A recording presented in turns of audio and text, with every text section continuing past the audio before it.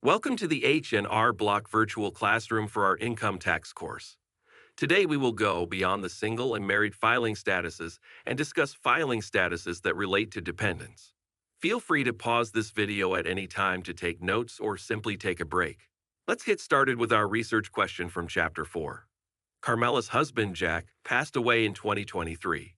Carmela filed a joint return with him for 2023 and claimed their son, Emilio, age 15, as a dependent. In May 2024, sadly, Emilio also passed away. Until the time of his death, Carmela provided full support for him, including providing the home in which they lived. As of December 31, 2024, Carmela had not remarried and had no other qualifying dependents. May, Carmela used the qualifying surviving spouse filing status on her 2024 tax return. Pause, then think about it before continuing to the answer. If you answered, yes, you are correct. Carmela may use the qualifying surviving spouse filing status for her 2024 tax return because she provided more than half of the cost of keeping up the home that she and Emilio shared until he passed.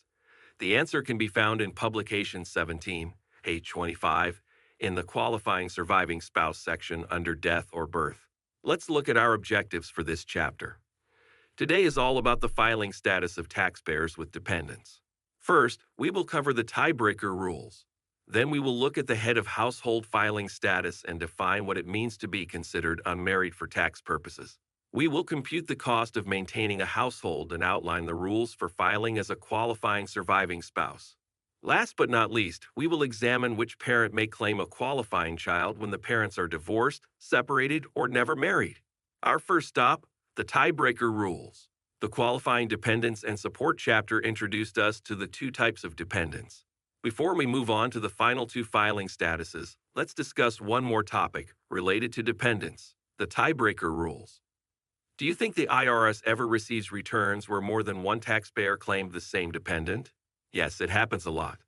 In this case, how does the IRS decide who gets to claim the dependent?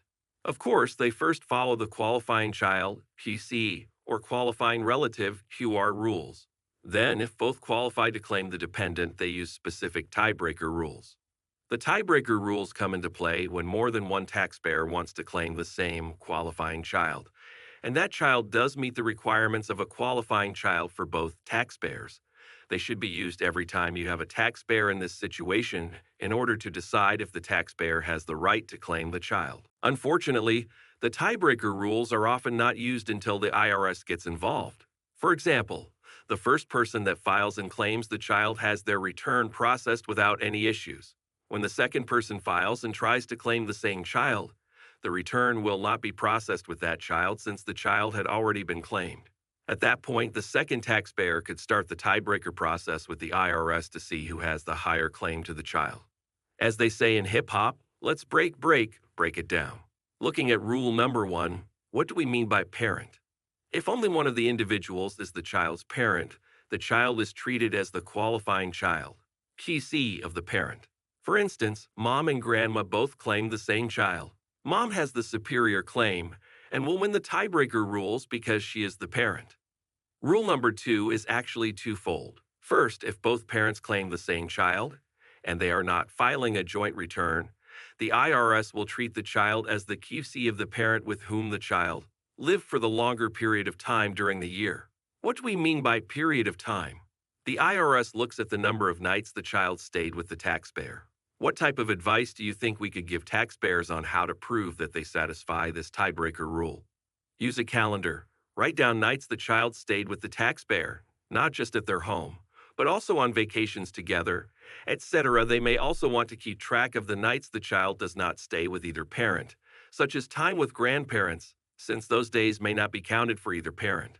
The second part of this tiebreaker rule is if the child lived with each parent the same amount of time, the IRS will treat the child as the QC of the parent with the greater AGI. What happens if neither of the taxpayers claiming the child are the parents? Maybe we have a grandma and an aunt or uncle claiming the same child. The first two tiebreaker rules would not apply, but the third one does. If no parent can claim the child as a QC, the child is treated as the QC of the person with the highest AGI. The last tiebreaker rule allows for some choice in who claims the child. but only a limited choice. It applies when a parent and a non-parent could both claim the same child, but the parent elects not to claim the child. The parent and the non-parent can decide who would benefit the most from the dependent benefits, but they can only make this decision if the non-parent's AGI is higher than the parent's AGI. Imagine how much value this adds for a family that benefits from the non-parent claiming the child. Maybe the parent doesn't have any earned income, but grandpa does. If grandpa has a higher AGI, then they can choose for him to claim the child, as long as he passes all dependent tests, of course. It's time for our next check for understanding question. Meisha, 6, lived with her mother, June, and her grandparents. She meets the requirements of a qualifying child for each of them. June's AGI was lower than her parents. The grandparents paid for 75% of Meisha's support. If all three claimed Meisha as a qualifying child, which tiebreaker rule would apply? Parent. Parent lived with longest. Parent with highest AGI. Non-parent with the highest AGI. Parent/non-parent choice only if AGI is greater than the parent. Pause and dance it out before resuming to the answer. Did you think it was the correct answer? You're the bee's knees. Parent is correct. Remember, support is not necessary for a qualifying child, as long as the child did not provide more than half of their own support. The parent is at the top of the tiebreaker rules, and June would have the higher claim, even though her parents, Meisha's grandparents, provided more of Meisha's support. Let's look at why B, C, and D are not correct. Parent lived with longest. Parent with highest AGI is incorrect. This tiebreaker is not valid since there were not two parents claiming the same child. Non-parent with the highest AGI is incorrect. This tiebreaker is also not valid since there were not two non-parents claiming the same child. Parent/non-parent choice only if AGI is greater than the parent is incorrect. There was no choice since June had decided to claim her daughter. If she had not claimed her daughter, her parents could have claimed Meisha since June's AGI was lower than her parents' AGI. Thank you for joining me in that activity. Now let's learn about the last two filing statuses. We have covered 3 of the 5 filing statuses so far. Let's review. What are the 3 filing statuses we've covered so far? Single, married filing jointly, and married filing separately. Can anyone tell me why we didn't cover head of household and qualifying surviving spouse already? Because head of household and qualifying surviving spouse filing statuses both require a dependent. Since we now know and understand the rules for dependency, we can tackle these last 2 filing statuses. We will start with the head of household filing status. Notice at the bottom of the chart, it states legally married, but considered unmarried for tax purposes. This will be important as we talk about the head of household filing status. To file as head of household, there are actually 3 requirements that a taxpayer must meet in order to qualify. Let's introduce each of these before we dig deeper into each requirement. The first requirement that must be met for a taxpayer to qualify to file as a head of household is that the taxpayer must be unmarried or qualify as unmarried for tax purposes. As of what date do we need to know marital status for a taxpayer? We need to know if they were or were not married on December 31st of the tax year. If they were not married, then they may qualify to use the head of household filing status. If they are married, does that mean that they can't use the head of household filing status? No, we'll look at the requirements for them to be considered unmarried later in this session. For now, let's focus on taxpayers who are unmarried. Once we establish that they were unmarried, we can move on to the second requirement. The next requirement to qualify to file as head of household is that the taxpayer paid more than half of the cost of maintaining the household for the year. We will discuss this in more detail shortly. There is one more requirement. What does the taxpayer have to have? A qualifying person. The third requirement that must be met for a taxpayer to qualify to file as head of household is the taxpayer must maintain a household for a qualifying person. Is a qualifying person for the head of household filing status the same for everyone? No. It is different depending on whether the taxpayer is married or unmarried. The rules for filing as head of household are different for an unmarried taxpayer compared to a married taxpayer who is considered unmarried. The qualifying person is also different for married and unmarried taxpayers. We are going to talk about the requirements for unmarried taxpayers using the head of household filing status first. We will then later switch to married taxpayers that want to use the head of household filing status and be considered unmarried for head of household purposes. Taxpayer must maintain a household for a qualifying person. What are some examples of a qualifying person for the head of household filing status? A qualifying child dependent or a qualifying relative dependent that meets the relationship test, not member of household, for example, child, stepchild, foster child, or descendant such as a grandchild or great grandchild. Brother, sister, stepbrother, stepsister, half brother, half sister, or descendant such as a niece, nephew, grandniece, or grandnephew. Parent, step-parent, grandparent, or direct ancestor. This does not include a foster parent. Sibling of parents such as an aunt or uncle, or font or funkle because they're a fun aunt or fun uncle. Son-in-law, daughter-in-law, father-in-law, mother-in-law, brother-in-law, or sister-in-law. There are many examples of who could be a dependent, but they do not all necessarily qualify the taxpayer for head of household.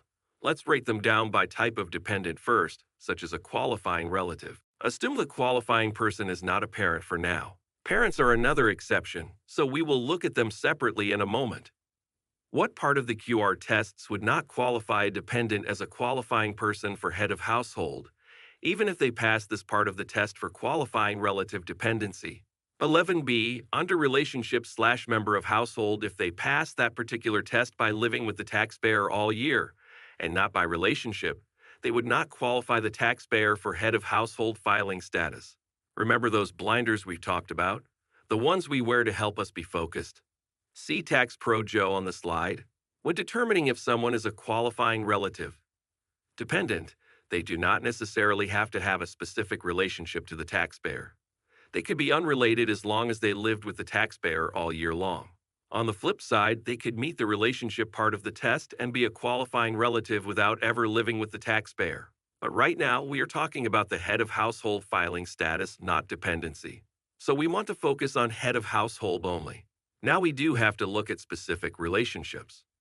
The qualifying relative would have to be one of the relationships listed under relationship. What is marked as 11A?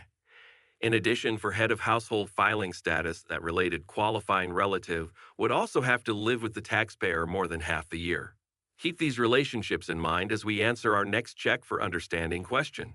Tim has the following 4 dependents. They all pass the qualifying relative dependency requirements. Which one of the 4 qualifies him for the head of household filing status? Susie, his aunt. She lived with him for 3 months.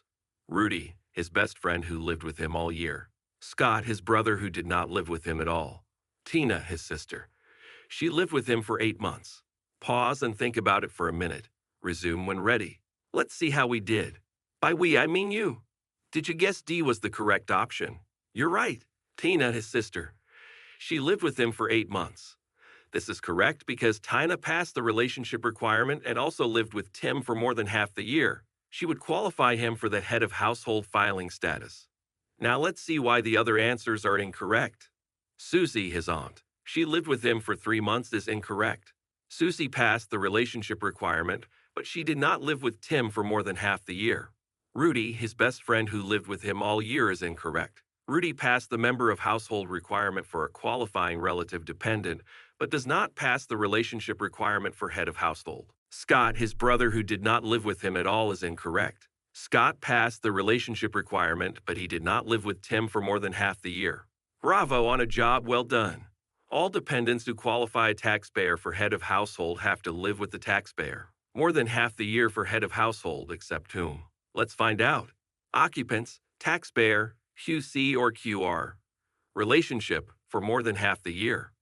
Parents' home. Occupants, parents. Taxpayer maintains, taxpayer's home. There is an exception for parents. There is a special rule allowing a taxpayer to use the head of household filing status even if their parent did not live with them. A parent may not have to live with the taxpayer, but are the other requirements the same for head of household? Yes, the taxpayer still must maintain a household for their parent the entire year, and they can claim their parent as a dependent on their return. The parent is not required to live in the taxpayer's home in order to qualify the taxpayer for the head of household filing status. Taxpayer's home, parent's home. Occupants, PC or QR occupants. Parents. To summarize, everyone who qualifies an unmarried taxpayer for head of household must live with the taxpayer at least 6 months, other than a parent who does not have to live with the taxpayer at all. This is in addition to all the other requirements for filing head of household. What if a child is born in December, Would they be a qualifying person for the head of household filing status if they satisfied all the other requirements? Yes, for a child who was born or dies during the year, to be a qualifying person for the head of household filing status, the child must have lived with the taxpayer for more than half the time they were alive, which is the time from the day that they were born to the end of the year.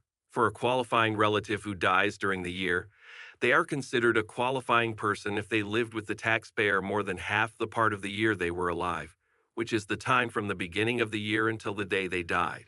There are some exceptions to the head of household qualifying person requirements, shown in the head of household, single taxpayer section in your participant's guide. There are a few exceptions for a qualifying person. Do you remember them? Think about it a minute. You can pause the video then resume when ready. The exceptions are the following. If the qualifying person is a married dependent who is a qualifying child, the taxpayer can use the head of household filing status if the taxpayer claimed the married qualifying child as a dependent. One example is if the taxpayer themselves were a dependent of someone else. They could not then have a dependent. This would be a rarity. An unrelated dependent who meets the qualifying relative dependent relationship/member of household test because they live in the same household with the taxpayer for the entire year cannot qualify the taxpayer for head of household status. They have to meet the relationship requirement. A related dependent who meets the qualifying relative relationship test must have lived with the taxpayer for more than 6 months to qualify for head of household, except for a parent. The use of a multiple support agreement alone does not qualify the taxpayer to use the head of household filing status. Found in the head of household section, a non-resident alien for any part of the tax year may not file head of household. Found in the head of household section. We've got to use those blinders again. If we were only looking at the dependency tests, we would have one set of requirements to consider. We would start with determining dependency first. Now adjust the blinders. Once we know they qualify as dependents, we can look at the filing status. Does the taxpayer qualify to use head of household filing status if they had one of the exceptions as a dependent? Let's walk through a couple of examples. Get your blinders ready as we look at the next two examples. In both examples, everyone is a U.S. citizen, is unmarried, and cannot be claimed by anyone else. First, we have Jessica, who is single. Her friend Olga may be her dependent. Jessica and Olga live together for all of 2024. Jessica pays more than 50% of the cost of maintaining their home. Olga had $4,000 of gross income, all of which was spent on her own support. Jessica paid $4,500 towards Olga's support, which was 53% of her support. Does Olga qualify as Jessica's dependent? Yes, she passes all the requirements for qualifying relative, not a qualifying child, member of household, gross income, support. Does Olga qualify Jessica for the head of household filing status? No, she did not pass the relationship part of the qualifying person requirements. Olga is Jessica's qualifying relative dependent, but Jessica cannot file using the head of household filing status. What filing status will she use? Single. There is a lot of confusion surrounding dependents and the single filing status. A taxpayer that uses the single filing status can claim a dependent. Let's look at another example.